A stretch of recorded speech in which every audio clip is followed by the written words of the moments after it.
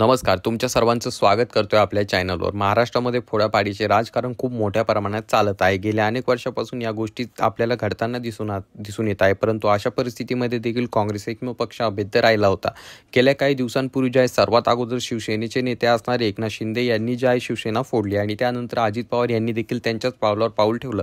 परंतु काँग्रेसमधून कुठलाही नेता बाहेर पडला नाही, त्यामुळे काँग्रेसला अभेद्य मानलं जात होतं. परंतु 2 दिवसांपूर्वी जे आहे काँग्रेसचे जुने नेते असणारे अशोक चव्हाण यांनी जे आहे काँग्रेसला सोडचिठ्ठी दिली आणि त्यानंतर त्यांनी आता भाजपला मिठी मारली, म्हणजेच भाजपमध्ये प्रवेश केलाय. तर नेमका अशोक चव्हाण यांनी काँग्रेसला का सोडचिठ्ठी दिली, तर यामागे 2 कारणे वर्तवली जात आहे. सर्वात प्रथम कारण म्हणजे वंचित बहुजन आघाडी आणि दुसरं कारण म्हणजे भाजप सत्तेत असणे आणि आदर्श घोटाळा हे एक कारण सांगितलं जात आहे. कारण गेल्या काही दिवसांपूर्वी जे आहे पंतप्रधान नरेंद्र मोदी यांनी काँग्रेसची जी काय भ्रष्टाचाराची चिठ्ठी होती ती बाहेर काढली होती. त्यामध्ये त्यांनी आदर्श घोटाळ्याचं देखील नाव घेतलं होतं. तर चला नेमकं पाहूया विस्तारमध्ये हे काय कारण आहे की अशोक चव्हाण यांनी जे आहे काँग्रेसला सोडचिठ्ठी दिली.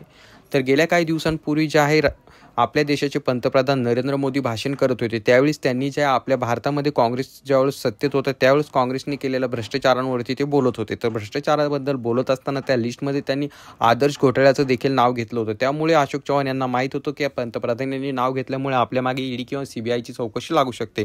त्याच पार्श्वभूमीवर आपल्याला समोर जावं लागू शकतं कारवाईला. त्यामुळेच त्यांनी ज्या काँग्रेसला सोडचिठ्ठी दिली हे मुख्यत्व कारण बोललं जात आहे.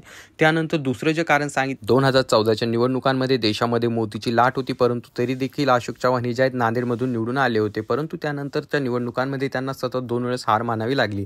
त्याच ते कारण वंचित बहुजन आघाडीला मानतात. कारण वंचित बहुजन आघाडी निवडणुकीच्या रिंगणांमध्ये आली आणि त्यानंतर वंचित बहुजन आघाडीने जवळपास 1 लाखापेक्षा जास्त मते त्यांच्या उमेदवारांनी खाल्ली. त्यांचा उमेदवार जो आहे तो त्या ठिकाणी 2 किंवा 3 नंबरला राहिला होता.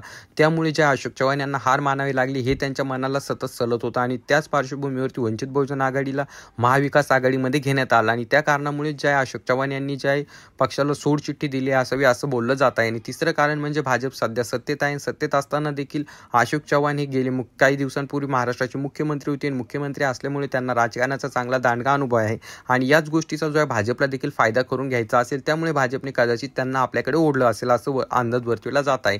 तरी तुम्हाला याबद्दल काय वाटते खाली कॉमेंट करून नक्की सांगा. चॅनलवर नवीन असाल तर चॅनल सबस्क्राईब करा.